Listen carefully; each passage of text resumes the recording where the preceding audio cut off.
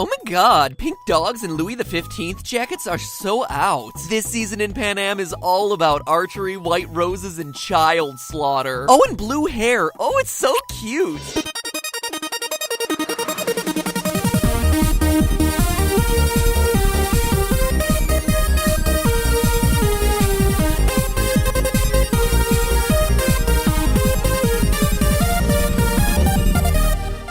Hello, Internet! Welcome to Film Theory, where we salute the Capitol for enacting the law that frankly all of us want to see passed, Halloween, every day. Unfortunately, today we're not talking about the Capitol's choice in coiffury, or even any of their super high-tech equipment, battle tactics, political strategy. Jeez, there's a lot of topics that we could take on here. No, today we're talking about their most memorable catchphrase. May the odds May the odds be ever in your May the odds be ever in your favor. May the odds be ever in your favor. It's a throwaway line that every on-screen character from the Capitol tosses out before the tributes are chosen, during their press tour, even as they're walking into the games. Hunger Games fans use it at the movies, while reading the books, in line for the iPhone 6. It's everywhere. The characters in the Capitol use it like a way of saying good luck to the tributes, but in reality, odds have nothing to do with luck. They have to do with math. And it turns out the biggest secret of the Hunger Games is that this phrase isn't telling you to break a leg, it's telling you how to survive the games. Believe it or not, you can control whether the odds are ever in your favor. You can turn the games into anything but a matter of luck. Whether you're the sole survivor or dead on the first day depends precisely on whether you've made those odds in your favor. And after today's episode, you'll know how to win the Hunger Games, not by skill or strength or extremely advanced finger painting skills, but through the power of probability. Choose wisely and you have the best possible chances of surviving. It's like Moneyball, except instead of money, you're betting your life and the lives of 23 other innocent children. As you can tell, this is gonna be a really feel-good episode. Okay, so say you want to survive the Hunger Games. Step 1 that ensures that you live 100% of the time. I volunteer as tribute.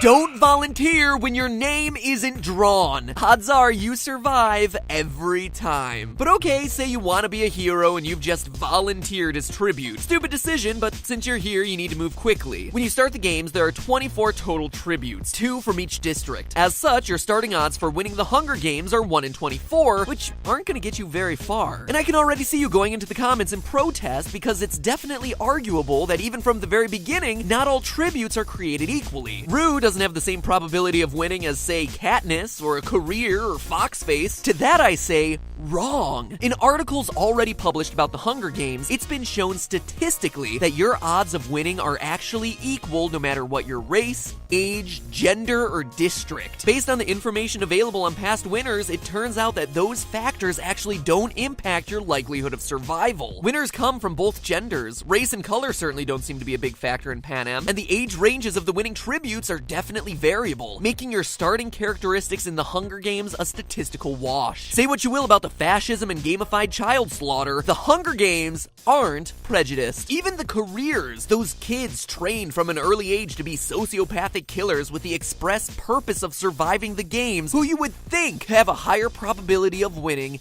actually don't. The math doesn't lie. So hey, that's great news for you if you're coming from one of the poorer districts. And if you're a career, well, sorry, you just wasted your life. Alright, so knowing that, you've arrived in the Capitol fresh off the train as a new tribute. What are you gonna do? Cry and contemplate the sweet release of death? Ha! Heck no! Mistake number 1 that tributes make is wasting this precious time. If you want to stack the odds ever in your favor, you do it before you're locked in the tube and the game's countdown begins. This isn't make out with PETA hour or write sappy letter home time. You have 1 week, 7 days in the Capitol to pre-game, and pre-game hard. No, not that kind of pre-gaming. The pre-Hunger Games pre-gaming involves 2 things, training and eating. To give yourself the best statistical advantage going into the arena, you start by carbo loading. No, really, it sounds stupid, but this isn't the time to work on your thigh gap for your Capitol-approved yoga tights. This is the time to put on the old LBSs. Just think of it like Thanksgiving, except it's I'll be thanking myself next week when all my friends are dead. But seriously,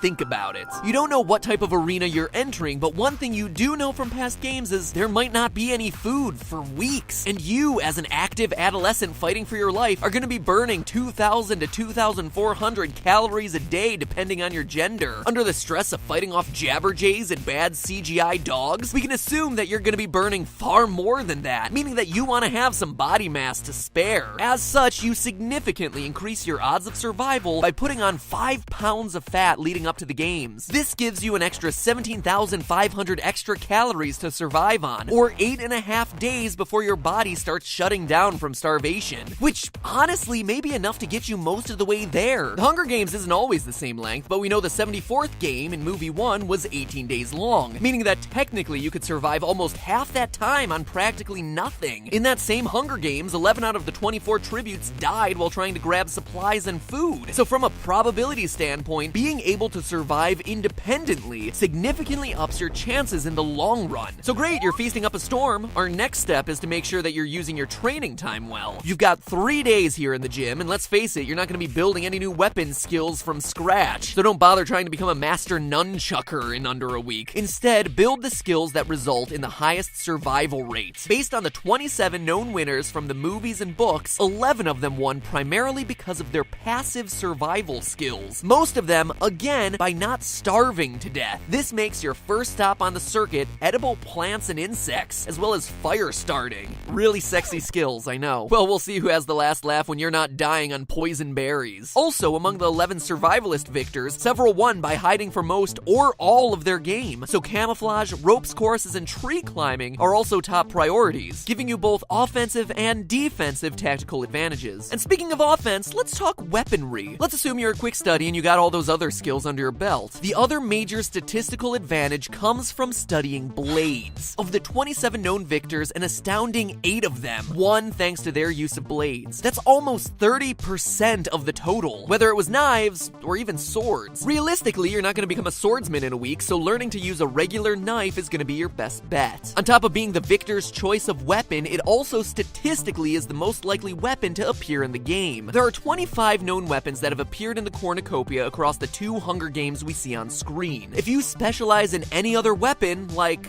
come on, slingshot, scythe, you have a 1 in 25 chance of running across that weapon. But the cornucopia has housed 3 different types of knife blades: single-sided knives, daggers, and throwing knives. Choose to specialize in knives and you've just tripled your chances that any weapon you come across will be a weapon that you can use. Sure, you may find a dagger instead of a throwing knife, but any blade that you have will serve roughly the same purpose, namely, killing other children.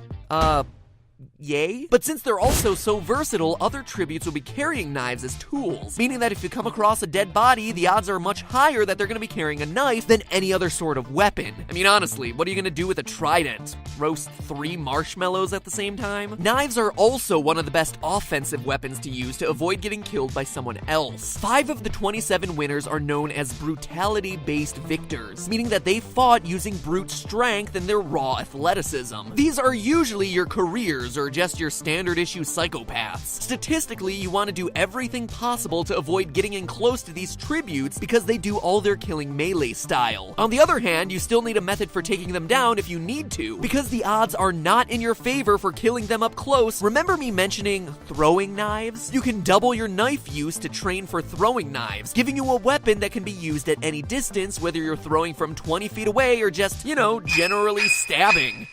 The last word of warning here is that you need to make sure that you're not reducing your odds. Avoid wrestling, weightlifting, and heavy weapon training like axes. These are going to build your bulky muscles, which won't give you a statistical advantage, but will increase your metabolism. So you end up burning more calories when you reach the arena, reducing your time to starvation. And that's it. Your time has arrived. You're well trained, ready to get into the arena, right? You're going to grab the last of those Capital Cream Puffs, run into the arena, grab your knives, stab everyone, and then spend your day on Victor's Row in abject guilt and isolation. Truly, a winner is you. Well, if you're gonna live to see that day happen, you'll need to survive the first 10 minutes of the games, which we all know are the deadliest. So you've just come up the pipe, the clock is ticking down, and you're faced with one of the game's most important decisions. Do you run into the cornucopia or not? If you're unprepared, you have 10 seconds to make that decision. But lucky for you, you've watched this video and know the right answer. Heck no! Statistically, it makes 0 sense. In the 70 24th games, 11 out of the 24 tributes died at the cornucopia. In the next year's quarter quell, 8 out of 24 die. That's an average 40% death rate, which immediately says that if you don't get involved in the cornucopia, your probability of winning instantly doubles, going from 1 in 24 odds to almost 1 in 10. That's huge! Sure, there may be a major weapon stash there, but the hand-to-hand athletes and the careers have a huge statistical margin here. Of the cornucopia deaths across 2 movies, almost 85% of the kills were committed in close quarters by careers. They're not starved, they're working at close range, and they're hyped on adrenaline, so it's literally the worst time to engage those guys. Yes, this significantly decreases your likelihood of picking up a weapon right off the bat, but for the first several days of the arena, lack of weapons doesn't matter. Your priorities in the game are the same as your training priorities. Survival first. In an ideal scenario, you want to pick off a supply bag, box, satchel, whatever, from a totally unoccupied corner of the cornucopia. It's definitely possible because we've seen it done twice in the first movie. You're not going to interact with another tribute while doing this, and seriously, if it looks like it's a contest, it's statistically better to abort than fight it out. So play it safe, stay alive, and run away. And with that,